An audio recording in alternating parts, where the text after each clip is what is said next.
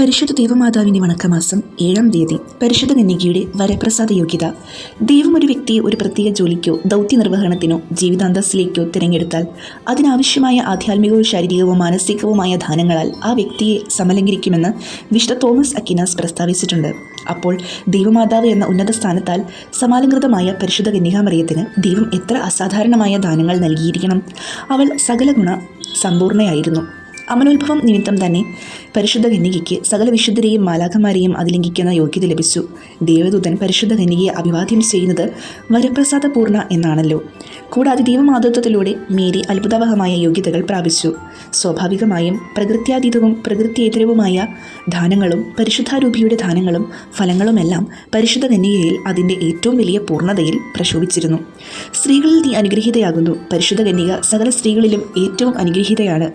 ഈ ലോകത്തിൽ ജനിച്ചിട്ടുള്ള മറ്റു വ്യക്തികൾക്ക് സ്വമാതാവിനെ തിരഞ്ഞെടുക്കുവാനുള്ള സ്വാതന്ത്ര്യമില്ല. എന്നാൽ ഈശോ മിശിഹായ്ക്ക് മാത്രമേ സ്വമാതാവിനെ തിരഞ്ഞെടുക്കുവാൻ സാധിക്കൂ. മിശിഹാദാതൻ മറിയത്തെ തിരഞ്ഞെടുത്തപ്പോൾ അവൾ സകല സ്ത്രീകളിലും അനുഗ്രഹീതയായി തീർന്നു.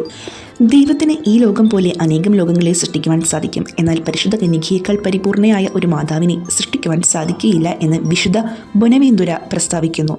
സകല ഗുണങ്ങളും സമ്മേളിപ്പിച്ചിട്ട് ദൈവം കൊടുത്ത പേരാണ് മേരി. ക്രിസ്തീയ സുഹൃതങ്ങളുടെ അനുഷ്ഠാനത്തിലൂടെ നമുക്ക് അനുഗ്രഹീതരാകുവാൻ സാധിക്കും. നമ്മുടെ സന്താനങ്ങളെ ബാല്യകാലത്തിൽ തന്നെ നല്ലവരായി വളർത്തുവാൻ ശ്രദ്ധ പതിപ്പിക്കണം. ഇനി നമുക്ക് ഒരു സംഭവം കേൾക്കാം. ഒരിക്കൽ വിശുദ്ധ അൽഫോൺസ് ലിഗോരിയുടെ അടുക്കൽ ഒരു മൃതശരീരം കൊണ്ടുവന്നു.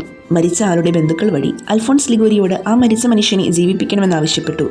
വിശുദ്ധ അൽഫോൺസ് ലിഗോരി പരിശുദ്ധ കന്യകയോടുള്ള അദ്ദേഹത്തിൻ്റെ സുദൃഢമായ വിശ്വാസം പ്രഖ്യാപിച്ചുകൊണ്ട് ദൈവത്തോട് പ്രാർത്ഥിച്ചു. അനേകം ആളുകൾ നോക്കി നിൽക്കി അത്ഭുതം നടന്നു. മെല്ലെ കണ്ണുകൾ തുറന്ന് ശ്വാസോച്ഛ്വാസം വീണ്ടും തുടർന്നു. കാഴ്ച കണ്ടവരെല്ലാം പകച്ചു നിന്നുപോയി. അയാളെ വിശുദ്ധ ലിഗോരി ബന്ധുജനങ്ങൾക്ക് ഏൽപ്പിച്ചു കൊടുത്തു. ഈ സംഭവം വിശുദ്ധ ലിഗോരി തന്നെ ജീവിതകഥയായി വിവരിച്ചിട്ടുണ്ട്.